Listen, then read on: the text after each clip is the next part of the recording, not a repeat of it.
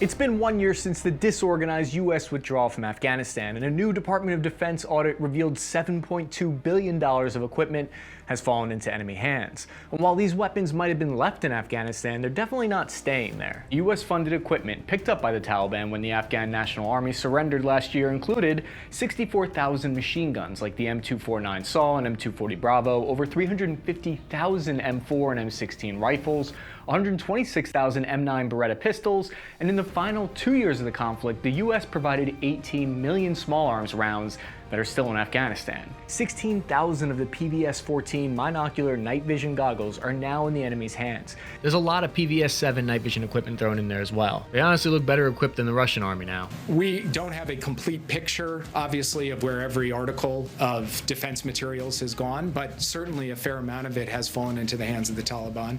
And you might be thinking, what's the big deal? The US left, they can't shoot an M4 halfway around the world, right? But there's a growing number of reports that these weapons and devices are being used against our allies in conflicts outside of Afghanistan. Indian Major General Ajay Champuria said his troops found US night vision goggles in the hands of Pakistani militants in Kashmir. A large number of terrorists were killed, and interestingly, in the weapon and equipment which was recovered, we realized that there is a lot of spillover of the high-tech weapons, advanced night vision devices, and the equipment which is left over by the Americans in Afghanistan, which is now finding its way towards this side.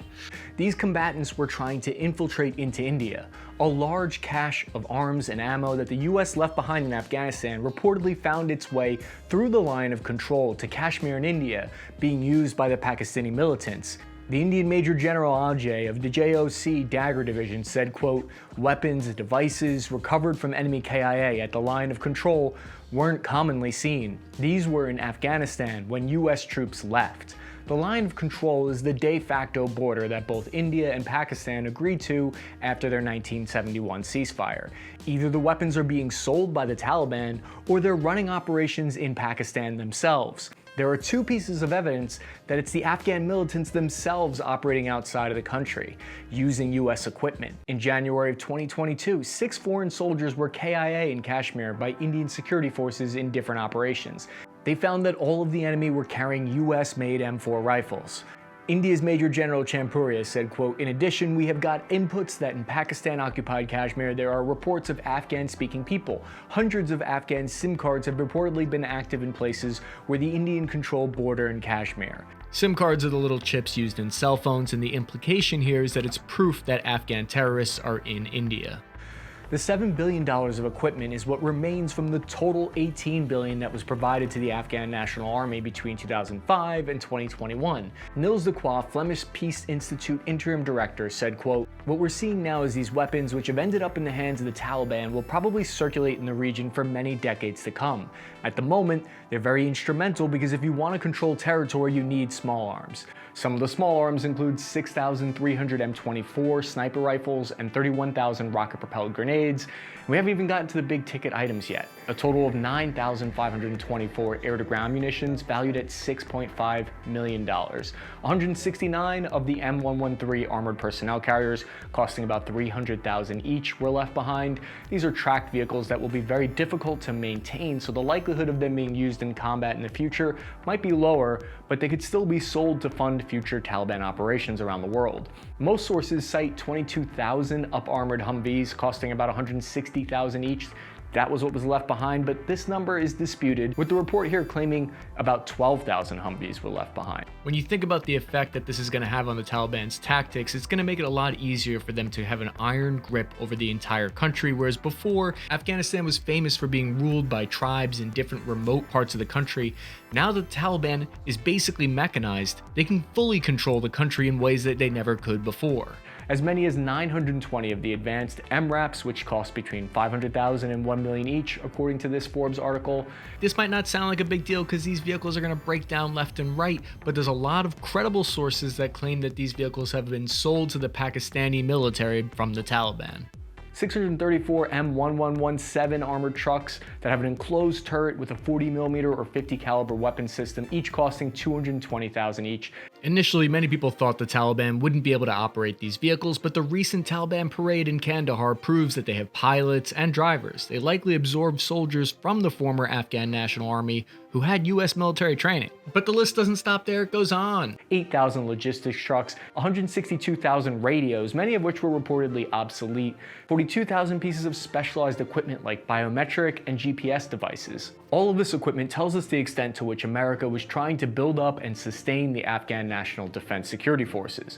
Is the Taliban takeover of Afghanistan now inevitable? No, it is not.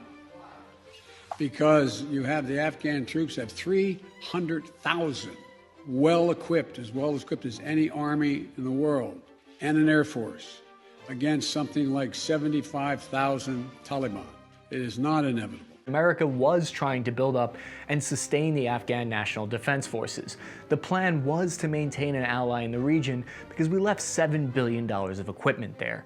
The US Armed Forces were given a very difficult task of trying to determine how much weapons and equipment they should leave behind for the Afghan army so they weren't just leaving them with no help or backup or equipment. Then they had to estimate whether leaving that equipment behind would just end up in enemy hands, so it's a difficult choice to make.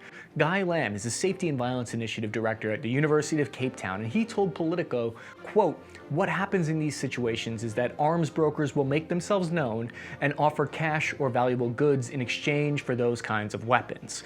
So we're going to see a new arms industry around Afghanistan. Part of the reason that's happening is because right now Afghanistan is going through an economic crisis, with inflation and cost increases that have been accelerating, with an over 50% increase for basic household items in Afghanistan since July 2021.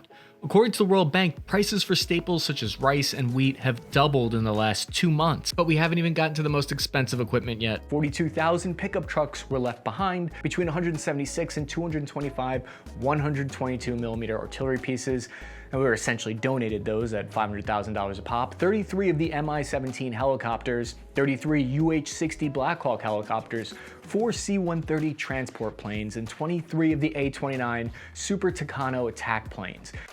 I thought that the Taliban would most likely be unable to fly the Black Hawks, but I was wrong. Look at them take to the sky. They were apparently able to maintain and operate these aircraft and even do some nice show of force exercises. 16,000 equipment items for intelligence, surveillance, and reconnaissance, such as unmanned surveillance drones. Each of the aerostat surveillance balloons in there cost $8.9 million, and they offered an incredible bird's eye view of the battlefield. But they would be useful not just in war, they could also be used to help control and spy on a civilian population. The DoD Inspector General report claims that the majority of the larger defense materials were, quote, demilitarized and rendered inoperable during the evacuation, and that big ticket pieces like the UH-60 Black Hawk are unlikely to serve in enemy hands due to a lack of logistics and support and lack of spare parts. General Kenneth McKenzie, the head of U.S. Central Command, told reporters last August that around 170 pieces of military equipment, including vehicles and aircraft, had been demilitarized by U.S. forces and rendered useless before the withdrawal. So the DoD is downplaying all of this missing equipment. According to the Canadian-based think tank called the International Forum for Rights and Security, quote, Taliban has been insisting that there are proper security checks to prevent any weapons smuggling because they're an improved Taliban, but the weapons market is thriving and the weapons that are being smuggled into Pakistan will eventually be used in cross-border skirmishes against India and will make their way into India. This report comes at a time when the US is sending billions of dollars of military equipment and aid to Ukraine, although that arguably has had far better results so far. Over the past year, we've learned a lot about how this happened. When the US withdrew their forces from Afghanistan, then President Ashraf Ghani immediately fled, a reaction that is in stark contrast to Ukrainian President Zelensky, who risked everything by staying in Ukraine after being offered a ride out of his country. So the Afghan Minister of Defense told then President Ghani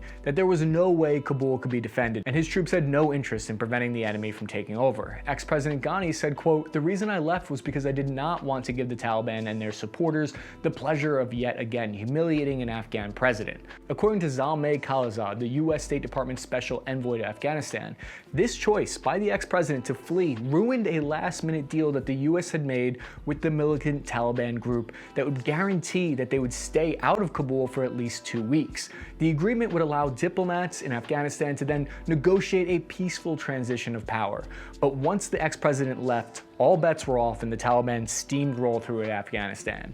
However, there might be hope yet that the Taliban will be just as incompetent as we were, because the Pentagon noted that much of the remaining equipment left in Afghanistan requires specialized maintenance that DoD contractors previously provided to Afghan forces in the form of technical knowledge and support.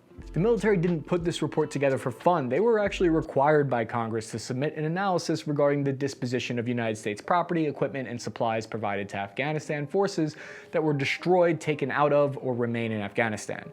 If you're finding this video interesting, you have a moment, please hit the like and subscribe button. It helps promote the video.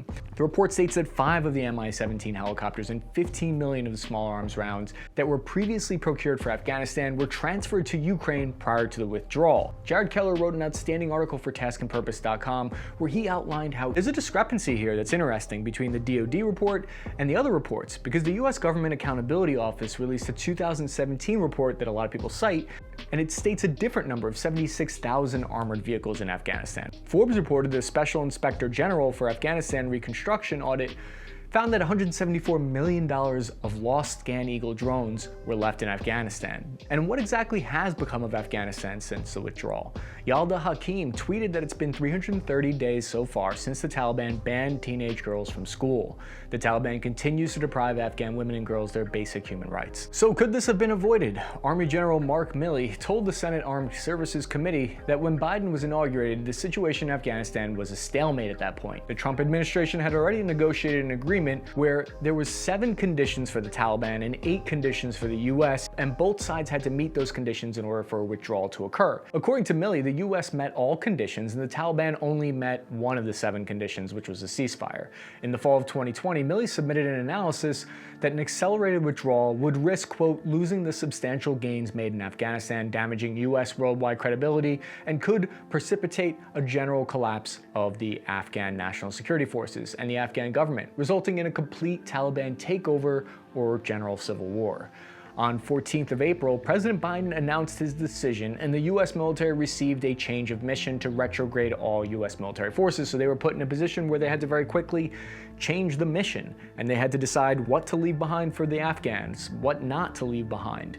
The US is still trying to figure out what exactly the lessons are from the Afghanistan war. But I will say increased oversight of foreign weapons aid and better long-term planning as to what happens to those weapons decades down the line seems like a good place to start, especially when those weapons could potentially be turned against allies in the future. Thank you so much for watching Spare Parts Army. I really appreciate your time. If you like this video, check out one of these while you're here, and I'll see you guys real soon.